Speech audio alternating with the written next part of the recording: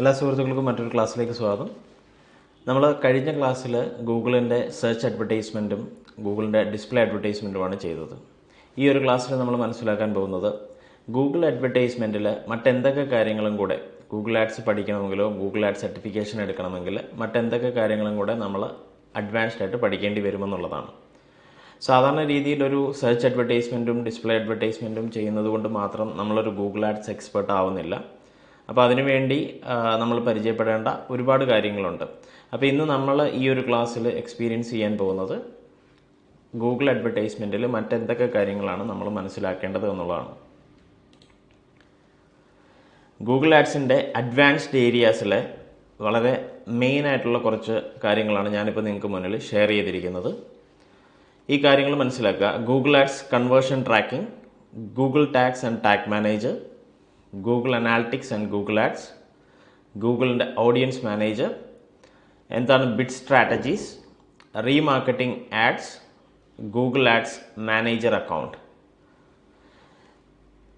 ഇത് കൂടാതെ തന്നെ ഇതിൽ തന്നെ നമ്മൾ എക്സ്പീരിയൻസ് ചെയ്ത് ഓരോരോ കാര്യങ്ങളും ചെയ്തു പോകുമ്പോൾ പിന്നീടും നമുക്ക് ഓരോരോ കാര്യങ്ങൾ പഠിക്കേണ്ടതായിട്ട് വരും. ഇപ്പോൾ ഗൂഗിൾ ആഡ്സ് കൺവേർഷൻ ട്രാക്കിങ്ങിൽ തന്നെ കൺവേർഷൻ ട്രാക്കിംഗ് എങ്ങനെയാണ് ചെയ്യേണ്ടതെന്ന് മനസ്സിലാക്കേണ്ടതുണ്ട്. ഗൂഗിൾ ടാഗ്സും ടാഗ് മാനേജറും എവിടെയൊക്കെ ഉപയോഗിക്കാം, ഗൂഗിൾ അനാലിറ്റിക്സിൻ്റെ ഏതൊക്കെ വേരിയേഷൻസ് ഉണ്ട്, ഗൂഗിൾ ഓഡിയൻസ് മാനേജറിൽ ഓഡിയൻസിനെ സേവ് ചെയ്തതിന് ശേഷം എങ്ങനെയാണ് അവർക്ക് വേണ്ടി അഡ്വർടൈസ്മെൻറ്റ് ചെയ്യുക, എന്തൊക്കെ ടൈപ്പ് ഓഫ് ബിഡ് സ്ട്രാറ്റജീസ് ആണുള്ളത്, റീമാർക്കറ്റിംഗ് ആഡ്സ് ഏതൊക്കെ കമ്പനികൾക്ക് ഏതൊക്കെ രീതിയിൽ ചെയ്യണം, ഗൂഗിൾ ആഡ്സിൻ്റെ മാനേജർ അക്കൗണ്ട് ഒരു ഏജൻസി ലെവലിൽ എങ്ങനെയാണ് ഉപയോഗിക്കേണ്ടത്, ഇതൊക്കെ നമ്മൾ ഗൂഗിൾ ആഡ്സ് എക്സ്പേർട്ട് ആകുമ്പോൾ പഠിക്കേണ്ടതാണ്. നമ്മുടെ ഇന്നത്തെ വീഡിയോ നമുക്ക് സ്പോൺസർ ചെയ്തിരിക്കുന്നത് ബ്ലൂഹോസ്റ്റ് ആണ്. നമ്മളുടെ SEO ക്ലാസ്സിലും അതുപോലെ തന്നെ ഗൂഗിൾ ആഡ്സിൻ്റെ ലാൻഡിംഗ് പേജ് ക്രിയേഷനിലുമെല്ലാം നമ്മൾ ബ്ലൂഹോസ്റ്റിനെ പരിചയപ്പെട്ടിരുന്നു. ബ്ലൂഹോസ്റ്റ് എന്ന് പറയുന്നത് നമ്മൾ നല്ലൊരു വെബ്സൈറ്റ് ക്രിയേറ്റ് ചെയ്യാൻ, ഫാസ്റ്റ് ലോഡിംഗ് ആയിട്ടുള്ള ഗൂഗിൾ സജസ്റ്റ് ചെയ്യുന്ന രീതിയിലുള്ള ഒരു വെബ്സൈറ്റ് ക്രിയേറ്റ് ചെയ്യാൻ ആഗ്രഹിക്കുന്നവരാണെന്നുണ്ടെങ്കിൽ നമുക്ക് ബ്ലൂഹോസ്റ്റ് ഉപയോഗിച്ച് ഒരു വെബ്സൈറ്റ് ക്രിയേറ്റ് ചെയ്യാം. ബ്ലൂഹോസ്റ്റ് എന്ന് പറയുന്നത് വേഡ്പ്രസ് സജസ്റ്റ് ചെയ്യുന്ന നമ്പർ 1 ഹോസ്റ്റിംഗ് പ്ലാറ്റ്ഫോമാണ്. വേഡ്പ്രസ് എന്ന് പറയുന്നത് നമുക്കറിയാം ലോകത്തിലെ തന്നെ നമ്പർ 1 വെബ്സൈറ്റ് മേക്കിംഗ് പ്ലാറ്റ്ഫോമാണ്, ഒരു സോഫ്റ്റ്വെയർ ആണ് വേഡ്പ്രസ്. ഈ വേഡ്പ്രസ് സജസ്റ്റ് ചെയ്യുന്ന നമ്പർ 1 ഹോസ്റ്റിംഗ് പ്ലാറ്റ്ഫോം എന്ന് പറയുന്നത് ബ്ലൂഹോസ്റ്റ് ആണ്. ബ്ലൂഹോസ്റ്റ് ഉപയോഗിച്ച് ഒരു വെബ്സൈറ്റ് എങ്ങനെ ക്രിയേറ്റ് ചെയ്യാമെന്നുള്ളത് നമ്മുടെ പല ക്ലാസ്സുകളിൽ നമ്മൾ കാണിച്ചു തന്നിട്ടുണ്ട്. അതുകൂടാതെ തന്നെ ഒരു ബിഗിനർ എന്നുള്ള നിലയിൽ അല്ലെന്നുണ്ടെങ്കിൽ ഒരു ഡിജിറ്റൽ മാർക്കറ്റിംഗ് ചെയ്യുന്ന ഒരു വ്യക്തിയെ സംബന്ധിച്ചിടത്തോളം വെബ്സൈറ്റ് ഡെവലപ്മെൻറ്റിനെ കുറിച്ചൊന്നും അധികം ധാരണയില്ല എന്നുണ്ടെങ്കിൽ ബ്ലൂഹോസ്റ്റ് പോലെയുള്ളൊരു പ്ലാറ്റ്ഫോം ചൂസ് ചെയ്യുമ്പോൾ നിങ്ങൾക്ക് ഒരു കോൾ സപ്പോർട്ട് അതുപോലെ തന്നെ ഒരു ചാറ്റ് സപ്പോർട്ടൊക്കെ ലഭിക്കും ബ്ലൂഹോസ്റ്റിൽ നിന്ന്. ബ്ലൂഹോസ്റ്റിൽ നിന്നൊരു ഹോസ്റ്റിംഗ് പർച്ചേസ് ചെയ്യുമ്പോൾ അറൗണ്ട് ഒരു 2800-3000 റുപ്പീസിനൊക്കെ നമുക്ക് പർച്ചേസ് ചെയ്യുമ്പോൾ അതിനോടൊപ്പം തന്നെ നമുക്ക് ഫ്രീ ഡൊമൈൻ ഒരു വർഷത്തേക്ക് ലഭിക്കും. അതുപോലെ തന്നെ നമ്മുടെ വെബ്സൈറ്റിൻ്റെ SSL സർട്ടിഫിക്കറ്റ്, അതായത് നമ്മുടെ വെബ്സൈറ്റിന് ഒരു ലോക്ക് സിമ്പൽ ഉണ്ടാവും, നമ്മുടെ സൈറ്റ് സെക്യൂർ ആണ്, നമ്മുടെ സൈറ്റിലേക്ക് ട്രാഫിക് വിടുന്നത് സെക്യൂർ ആണ് എന്ന് സെർച്ച് എഞ്ചിനുകളെ അറിയിക്കാനായിട്ട് സാധിക്കും. നമ്മുടെ സൈറ്റിനെ മാൽവെയറിൽ നിന്നും വൈറസ് അറ്റാക്കിൽ നിന്നുമൊക്കെ രക്ഷിക്കാൻ ഇതുപോലെയുള്ള SSL സർട്ടിഫിക്കറ്റ്സിന് സാധിക്കും. മെയിൻലി നമുക്ക് എടുത്തു പറയേണ്ട കാര്യം 24/7 എക്സ്പേർട്ട് സപ്പോർട്ട് ഉണ്ട് എന്നുള്ളതാണ്. ബ്ലൂഹോസ്റ്റിൻ്റെ തന്നെ ഡിഫറെൻറ്റ് ടൈപ്പ് ഓഫ് ഹോസ്റ്റിംഗ് പ്ലാനുകൾ നിങ്ങൾക്ക് പരിചയപ്പെടാം. അതിൽ തന്നെ ഷെയർഡ് ഹോസ്റ്റിങ്ങിൽ നിങ്ങൾക്ക് ഇഷ്ടമുള്ള സർവേഴ്സ് ചൂസ് ചെയ്യാം, USA അല്ലെന്നുണ്ടെങ്കിൽ ഇന്ത്യ. അതിൽ തന്നെ ബേസിക് പ്ലാൻ 169 രൂപയ്ക്കും പ്ലസ് 279 അവൈലബിൾ ആണ്. മറ്റു കൂടിയ പ്ലാനുകളുമുണ്ട്. നിങ്ങളുടെ ആവശ്യത്തിനനുസരിച്ച് നിങ്ങൾക്ക് ഏത് പ്ലാൻ വേണമെന്നുണ്ടെങ്കിലും ചൂസ് ചെയ്യാം. ബേസിക് പ്ലാനിൽ നമുക്ക് ഒരു വെബ്സൈറ്റാണ് ഉപയോഗിക്കാൻ സാധിക്കുക. എന്നാൽ പ്ലസ് പ്ലാൻ എടുക്കുകയാണെന്നുണ്ടെങ്കിൽ നമുക്ക് അൺലിമിറ്റഡ് വെബ്സൈറ്റ് നമുക്കതിൽ ഹോസ്റ്റ് ചെയ്യാനായിട്ട് സാധിക്കും ബ്ലൂഹോസ്റ്റിൽ നിന്ന്. അൺലിമിറ്റഡ് സബ് ഡൊമൈൻസ്, ഇവിടെ 25 സബ് ഡൊമൈൻസ് ആണ്. എല്ലാ പ്ലാനുകളിലും നമുക്ക് ഡൊമൈൻ ഒരു വർഷത്തേക്ക് ഫ്രീ ലഭിക്കും. ഒരു വർഷം കഴിഞ്ഞതിന് ശേഷമാണ് നമ്മളതിന് പിന്നീട് നമുക്ക് പേയ്മെൻറ്റ് കൊടുക്കേണ്ടി വരികയുള്ളൂ. എല്ലാ പ്ലാനുകളിലും നമുക്ക് SSL സർട്ടിഫിക്കറ്റ് ഫ്രീ ആണ്. അതുപോലെ തന്നെ ഇമെയിൽ മാർക്കറ്റിംഗ് ടൂളുണ്ട്. അങ്ങനെ ഒരുപാട് നമ്മുടെ വെബ്സൈറ്റിൻ്റെ സ്പീഡ് കൂട്ടാനായിട്ട് ഉപയോഗിക്കുന്ന ഒരു ഫീച്ചറാണ് CDN. അപ്പോൾ CDN പ്രൊട്ടക്ഷൻ നമ്മളുടെ വെബ്സൈറ്റിനുണ്ടാവും. അതുപോലെ തന്നെ CDN ഫീച്ചർ ഉള്ളതുകൊണ്ട് തന്നെ നമ്മുടെ വെബ്സൈറ്റിൻ്റെ കണ്ടൻറ്റുകളെല്ലാം ഫാസ്റ്റ് ആയിട്ട് യൂസേഴ്സിന് ലോഡാവും. ഇതെല്ലാം നമ്മൾ ഗൂഗിൾ ആഡ്സ് ചെയ്യുന്ന സമയങ്ങളിലും അതുപോലെ തന്നെ നമ്മുടെ വെബ്സൈറ്റിനെ SEO ചെയ്യുന്ന സമയത്തുമൊക്കെ ആവശ്യമുള്ള കാര്യങ്ങളാണ്. വെബ്സൈറ്റിൻ്റെ സ്പീഡ് കൂട്ടുക, SSL സർട്ടിഫിക്കറ്റ് പ്രൊട്ടക്ഷൻ ഉണ്ടാവുക, സൈറ്റിന് എന്തെങ്കിലും ഇഷ്യൂസ് ഉണ്ടായിക്കഴിഞ്ഞാൽ പെട്ടെന്ന് റെക്ടിഫൈ ചെയ്യാനായിട്ടൊരു സപ്പോർട്ട് ഉണ്ടാവുക. അങ്ങനെ ഒരു ഫീച്ചറൊക്കെ നമുക്ക് ആവശ്യമാണെന്നുണ്ടെങ്കിൽ നിങ്ങൾക്ക് തീർച്ചയായിട്ടും ബ്ലൂഹോസ്റ്റിനെ ചൂസ് ചെയ്യാം. ഇനി നമുക്ക് നമ്മുടെ ക്ലാസ്സിലേക്ക് പോവാം. അപ്പോൾ നമ്മളിതിൽ ആദ്യം മനസ്സിലാക്കാൻ പോകുന്നത് ഗൂഗിൾ ആഡ്സിൻ്റെ കൺവേർഷൻ ട്രാക്കിംഗ് എന്ന് പറയുന്നത് എന്താണ് എന്നുള്ളതാണ്. ഗൂഗിൾ ആഡ്സിൻ്റെ കൺവേർഷൻ ട്രാക്കിംഗ് എന്താണെന്ന് ചോദിച്ചാൽ, നമുക്കിപ്പോൾ ഡിജിമാർക്ക് അക്കാഡമിയുടെ വെബ്സൈറ്റ് എടുക്കാം. ഇപ്പോൾ ഡിജിമാർക്ക് അക്കാഡമിയുടെ വെബ്സൈറ്റിൽ ഒരു യൂസറിനെ നമ്മൾ ഗൂഗിൾ ആഡ്സ് വഴി നമ്മൾ പരസ്യം ചെയ്തൊരു യൂസറിനെ നമ്മുടെ വെബ്സൈറ്റിലേക്ക് എത്തിച്ചാൽ, ഈ ഒരു യൂസർ നമ്മളുടെ വെബ്സൈറ്റിൽ വന്നിട്ട് അവർ ചെയ്യുന്ന എന്ത് ആക്ഷൻസും, ഫോർ എക്സാമ്പിൾ അവർ നമ്മളുടെ കോൺടാക്റ്റസ് പേജിലേക്ക് വന്ന് നമ്മുടെ കോൺടാക്റ്റസ് പേജിൽ അവരുടെ പേര്, ഇമെയിൽ, ഫോൺ നമ്പർ, സബ്ജക്റ്റ് ഇതൊക്കെ ചെയ്തതിന് ശേഷം ഈ സബ്മിറ്റ് ബട്ടൺ പ്രസ് ചെയ്യുകയാണെന്നുണ്ടെങ്കിൽ അതിനെ ഒരു കൺവേർഷൻ എന്ന് നമുക്ക് വേണമെങ്കിൽ പറയാം. പരസ്യത്തിലൂടെ നമുക്കൊരു കൺവേർഷൻ ലഭിച്ചു, ഇതിനെയാണ് ഞങ്ങളൊരു കൺവേർഷൻ എന്ന് പറയുന്നതെന്ന് നമുക്ക് ഗൂഗിൾ ആഡ്സിനോട് നമുക്ക് പറയാനായിട്ട് സാധിക്കും.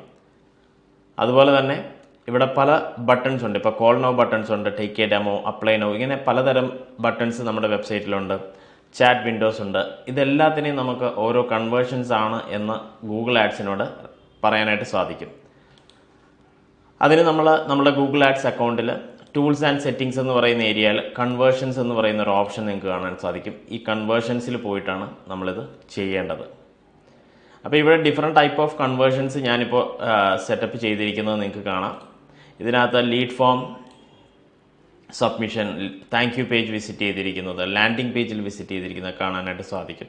ഇപ്പോൾ കൺവേർഷൻസ് എന്താണ് എന്ന് നമ്മൾ തന്നെ ചെയ്ത്, അല്ലെങ്കിൽ എങ്ങനെയാണ് അതെന്ന് നമ്മൾ തന്നെ ഗൂഗിളിനോട് പറയേണ്ടതുണ്ട്. ഇപ്പോൾ സാധാരണ രീതിയിൽ ഒരു ന്യൂ കൺവേർഷൻ ആക്ഷൻ എന്നുള്ളത്, ഇപ്പോൾ പുതിയതായി നമുക്കൊരു കൺവേർഷൻ ആക്ഷൻ ആണെങ്കിൽ ഗൂഗിൾ ആഡ്സ് ചോദിക്കും എന്തിനെയാണ് നിങ്ങളൊരു കൺവേർഷൻ എന്ന് ഉദ്ദേശിക്കുന്നത്. അപ്പോൾ നമുക്ക് ഡിഫറെൻറ്റ് ടൈപ്പ് ഓഫ് കൺവേർഷൻസ് ഉണ്ട് ഇവിടെ. വെബ്സൈറ്റ്, ആപ്ലിക്കേഷൻ ആണെങ്കിൽ ആപ്പ്, അതുപോലെ ഫോൺ കോൾസ് നമുക്ക് ഗൂഗിൾ ആഡ്സിൽ നിന്ന് ലഭിക്കുന്നത്, പിന്നെ നമുക്കൊരു ഡേറ്റ അനാലിറ്റിക്സിൽ നിന്ന് ഇമ്പോർട്ട് ചെയ്തിട്ടുള്ളൊരു പ്രോസസ്സ്. ഇത് പ്രകാരം നമുക്കൊരു കൺവേർഷൻ ആക്ഷൻ സെറ്റപ്പ് ചെയ്യാൻ സാധിക്കും. നമ്മളുടെ ഗൂഗിൾ ആഡ്സ് നമ്മൾ ചെയ്യുന്ന സമയത്ത് ഇതാണ് നമ്മളുടെ ഒരു കൺവേർഷൻ എന്ന് നമ്മൾ ഡിഫൈൻ ചെയ്ത് കൊടുക്കുകയും വേണം. അതിനെ നമ്മുടെ ആഡ്സ് റൺ ചെയ്യുമ്പോൾ നമുക്ക് എത്ര കൺവേർഷൻസ് ലഭിച്ചു എന്ന് ഗൂഗിൾ ആഡ്സിലൂടെ നമുക്ക് മനസ്സിലാക്കാൻ സാധിക്കും. ഇത് ഗൂഗിൾ ആഡ്സിൻ്റെ ഒരു അഡ്വാൻസ്ഡ് ഏരിയ ആണ്. ഇത് കൂടാതെ ഇനി ഗൂഗിൾ ടാഗ്സ് അല്ലെന്നുണ്ടെങ്കിൽ ടാഗ് മാനേജർ എന്താണെന്നുള്ളതാണ്. ഗൂഗിൾ ടാഗ്സ് എന്താണെന്ന് ചോദിച്ചാൽ, നമ്മുടെ വെബ്സൈറ്റിൽ വരുന്ന ഡേറ്റയും കാര്യങ്ങളുമൊക്കെ നമുക്ക് മോണിറ്റർ ചെയ്യാനും നമ്മളുടെ വെബ്സൈറ്റും ഗൂഗിൾ ആഡ്സും തമ്മിലുള്ള പല കാര്യങ്ങളും മനസ്സിലാക്കാനായിട്ടും ഗൂഗിൾ ടാഗ് എന്ന് പറയുന്ന ഒരു ഓപ്ഷൻ ഗൂഗിൾ ഇപ്പോൾ പ്രൊവൈഡ് ചെയ്യുന്നുണ്ട്. ഗൂഗിൾ ടാഗ്സ് എങ്ങനെയാണ് യൂസ് ചെയ്യേണ്ടതെന്നുള്ളതൊക്കെ നമ്മൾ അഡ്വാൻസ്ഡ് ആയിട്ട് പഠിക്കേണ്ട കാര്യങ്ങളാണ്. ഇപ്പോൾ സാധാരണ ഒരു പരസ്യം ചെയ്യുന്ന യൂസേഴ്സിന് ഒരുപക്ഷെ ഇതൊന്നും മനസ്സിലായി എന്ന് വരത്തില്ല. അല്ലെങ്കിൽ ഇതുപോലെ ഒരു കാര്യങ്ങൾ ചെയ്യേണ്ടത് ആവശ്യം വന്നു കഴിഞ്ഞാൽ നമ്മളൊരു അഡ്വാൻസ്ഡ് ലേണറാണെന്നുണ്ടെങ്കിലോ അഡ്വാൻസ്ഡ് ആയിട്ടുള്ളൊരു കാര്യം പഠിച്ചെങ്കിൽ മാത്രമാണ് ഇതൊക്കെ നമുക്ക് സാധ്യമാവുക. ഇതിപ്പോൾ ഗൂഗിളിൻ്റെ ഒരു ടാഗാണ്. ഈ ടാഗ് നമ്മുടെ വെബ്സൈറ്റിൽ ഇൻസ്റ്റാൾ ചെയ്യുകയും അത് പ്രകാരം പലതരം ആക്ഷൻസിനെയും ഇവൻറ്റുകളായിട്ട് സേവ് ചെയ്യുന്ന ചില പ്രോസസ്സുകളൊക്കെ ഗൂഗിൾ ആഡ്സിൽ നമുക്ക് പഠിക്കേണ്ടതായിട്ടുണ്ട്. ഇതും ഗൂഗിൾ ആഡ്സിൻ്റെ ഒരു അഡ്വാൻസ്ഡ് ഏരിയ ആണ്. ഇനി ഗൂഗിളിൻ്റെ ടാഗ് മാനേജർ എന്താണ് എന്നും കൂടെ ഞാൻ ജസ്റ്റ് ഷോ ചെയ്യാം. ഗൂഗിൾ ടാഗ് മാനേജർ എന്താണെന്ന് ചോദിച്ചു കഴിഞ്ഞാൽ, നമ്മളുടെ വെബ്സൈറ്റിൽ, ഫോർ എക്സാമ്പിൾ ഇപ്പോൾ ഇതുപോലെ ഒരു വെബ്സൈറ്റിൽ ഇതിൻ്റെ ഹെഡ് ഏരിയയിൽ ബാക്ക് എൻഡിൽ നമുക്ക് ഒരുപാട് കോഡുകൾ നമ്മൾ ഇടേണ്ടതുണ്ട്. ഇപ്പം ഇതുപോലെയുള്ള കോഡ് ഏരിയയിൽ നമ്മളുടെ വെബ്സൈറ്റിൽ പല പ്ലഗിൻസ് ഉപയോഗിച്ച്, വേർഡ്പ്രസ്സിലാണെങ്കിൽ പല പ്ലഗിൻസ് ഉപയോഗിച്ച്, മറ്റേതെങ്കിലും പ്ലാറ്റ്ഫോം ആണെന്നുണ്ടെങ്കിലും നമ്മുടെ വെബ്സൈറ്റിൻ്റെ കോഡിങ് ഏരിയയിൽ പലതരം കോഡുകൾ നമ്മളുടെ ആവശ്യത്തിനനുസരിച്ച് ഇൻസ്റ്റാൾ ചെയ്യേണ്ടതുണ്ട്. ഇപ്പോൾ ഫോർ എക്സാമ്പിൾ ഗൂഗിൾ ആഡ്സിൻ്റെ ഈ കൺവേർഷൻ ട്രാക്കിംഗ് എന്ന് പറയുന്ന ഏരിയയിൽ നമ്മൾ നേരത്തെ പറഞ്ഞതുപോലെ ഒരു കൺവേർഷന് വേണ്ടി ട്രാക്ക് ചെയ്യാനായിട്ടൊരു കോഡാണ് തരുന്നത്. അപ്പോൾ ഈ കോഡ് നമ്മുടെ വെബ്സൈറ്റിൻ്റെ ഹെഡറിൽ കൊണ്ട് പ്ലേസ് ചെയ്യേണ്ടതായിട്ടുണ്ട്. അപ്പോൾ ഇങ്ങനെ പലതരം ട്രാക്കിംഗ് മെത്തേഡുകൾ ഫേസ്ബുക്ക്, ട്വിറ്റർ, ഇൻസ്റ്റഗ്രാം, ലിങ്ക്ഡിൻ ഇതുപോലെയുള്ള പല പ്ലാറ്റ്ഫോമുകളുടെയും പലതരം കോഡുകൾ നമ്മുടെ വെബ്സൈറ്റിൽ അപ്ലൈ ചെയ്തിട്ട് നമ്മൾ ഡിജിറ്റൽ മാർക്കറ്റിംഗ് ചെയ്യേണ്ടത്. അപ്പോൾ ഈ കോഡുകളെല്ലാം നമ്മുടെ വെബ്സൈറ്റിൻ്റെ ഹെഡർ ഏരിയയിലേക്ക് വരികയാണെന്നുണ്ടെങ്കിൽ നമ്മുടെ വെബ്സൈറ്റിൻ്റെ സൈസും അതുപോലെ തന്നെ അതിലുള്ള സ്ക്രിപ്റ്റുകളും എല്ലാം ഒരുപാട് കൂടുന്നതിനാൽ അതിനെ കൺട്രോൾ ചെയ്യാൻ വേണ്ടി നമുക്ക് തരുന്ന ഒരു ടൂളാണ് ഗൂഗിൾ ടാഗ് മാനേജർ. ടാഗ് മാനേജറിൽ വന്ന് നമുക്കൊരു അക്കൗണ്ട് ക്രിയേറ്റ് ചെയ്യുകയും അത് പ്രകാരം നമുക്ക് നമുക്ക് ആവശ്യമുള്ള ടാഗുകൾ ക്രിയേറ്റ് ചെയ്യുകയും ആ ടാഗ് മാത്രം നമ്മളുടെ വെബ്സൈറ്റിൻ്റെ ഹെഡറിൽ ഇടുകയും പിന്നീട് വരുന്ന എല്ലാ ടാഗുകളും നമുക്ക് ഈ ടാഗ് മാനേജറിൽ തന്നെ ആഡ് ചെയ്ത് പോകാനും സാധിക്കും.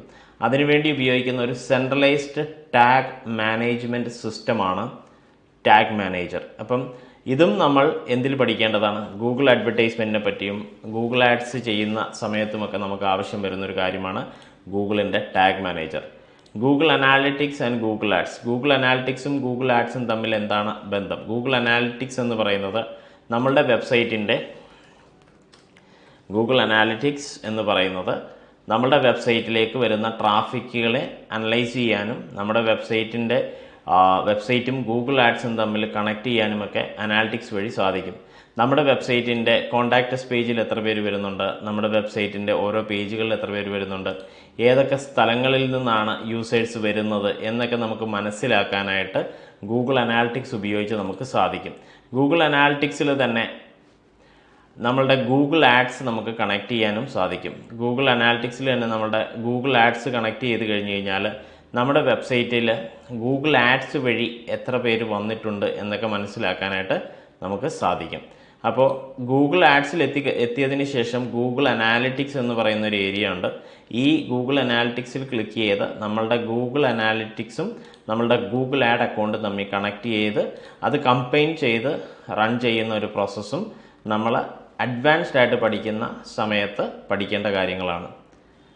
ഇതിൻ്റെ എല്ലാം ഒരു ബേസിക്സ് നമ്മൾ ഗൂഗിൾ ആഡ്സിൽ എന്തൊക്കെയാണ് പഠിക്കേണ്ടി വരിക എന്നുള്ളതാണ് നമ്മളിപ്പോൾ പറയുന്നത്, അഡ്വാൻസ്ഡ് ആയിട്ടുള്ളത്. ഈ ഒരു ക്ലാസ്സിൽ നമ്മൾ ഡിസ്കസ് ചെയ്യുന്നത് ഇതെല്ലാം പഠിക്കുക എന്ന് പറഞ്ഞു കഴിഞ്ഞാൽ അതൊരു വലിയ കോഴ്സ് തന്നെയാണ്. അതിനാണ് നമ്മൾ അഡ്വാൻസ്ഡ് കോഴ്സും ഒരു ബേസിക് കോഴ്സും തമ്മിലുള്ള ഡിഫറൻസ് നമ്മൾ മനസ്സിലാക്കി തരുന്നത്.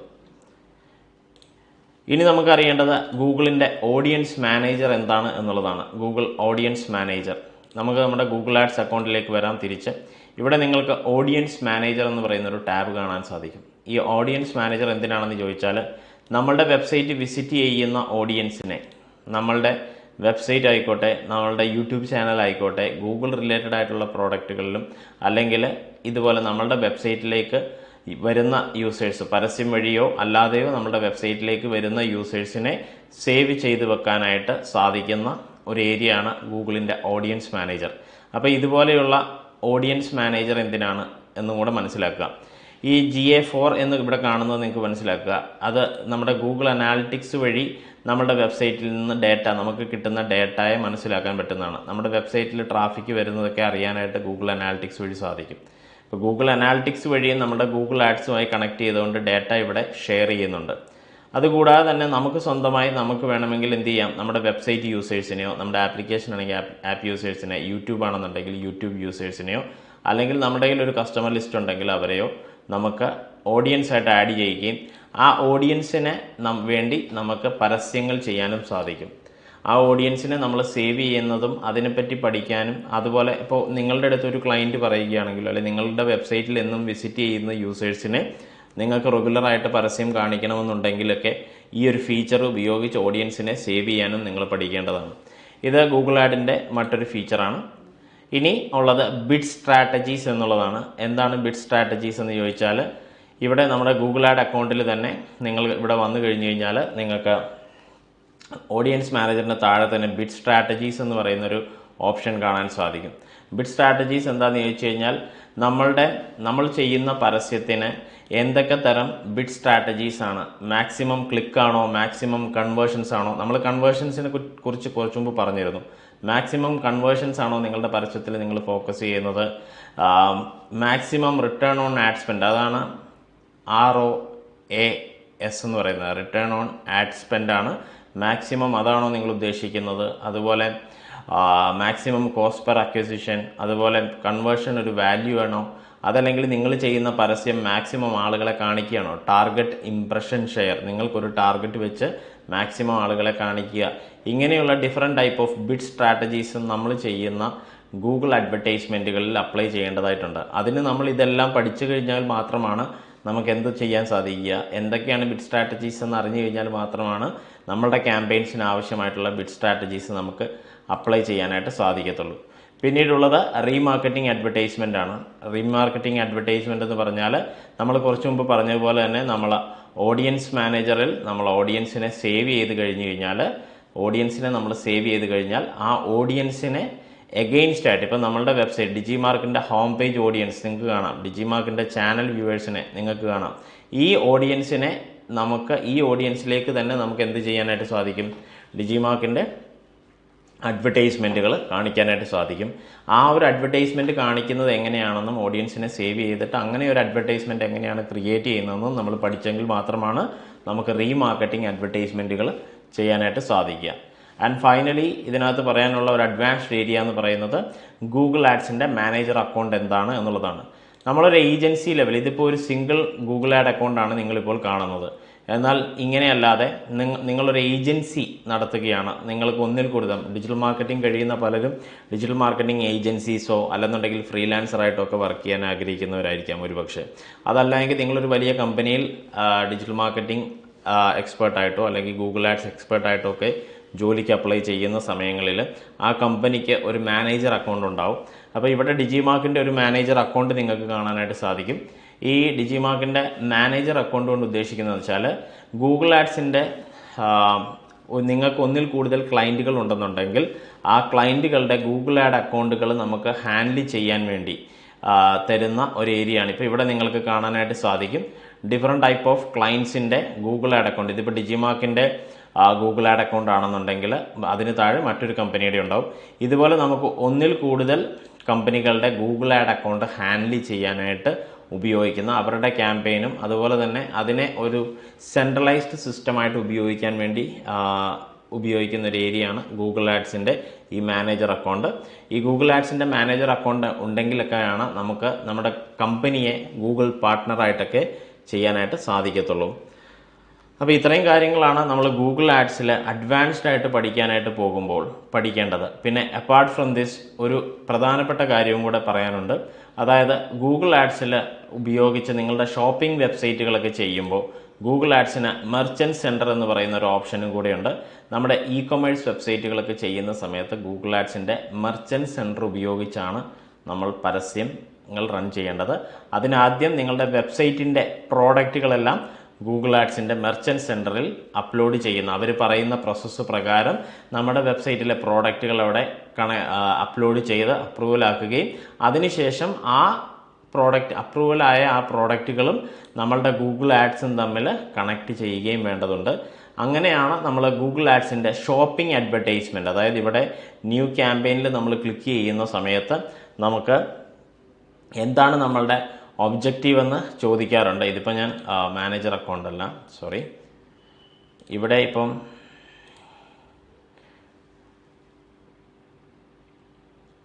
നമ്മൾ ഇതുപോലെയുള്ള അഡ്വർടൈസ്മെൻറ്റുകളൊക്കെ ചെയ്യുന്ന സമയത്ത് നമുക്ക് കൂടുതലും സെയിൽസ് ആണ് ഫോക്കസ് ചെയ്യുന്നതെന്നുണ്ടെന്നുണ്ടെങ്കിൽ എന്ത് തരം സെയിൽസ് ആണ് എന്ന് ചോദിക്കുക. അപ്പോൾ ഷോപ്പിംഗ് അഡ്വർടൈസ്മെൻ്റ് എന്ന് പറയുന്ന ഒരു മെത്തേഡ് നിങ്ങൾക്ക് കാണാൻ സാധിക്കും. ഈ ഷോപ്പിംഗ് അഡ്വർടൈസ്മെൻറ്റ് ചെയ്ത് നമ്മൾ മുന്നോട്ട് പോകുമ്പോഴത്തേക്കും നമ്മളുടെ അക്കൗണ്ട്, നമ്മളുടെ ഗൂഗിൾ ആഡ്സിൻ്റെ മെർച്ചൻറ്റ് സെൻറ്റർ അക്കൗണ്ട് ഇവിടെ ലിങ്ക് ചെയ്യാനായിട്ട് കാണിക്കും.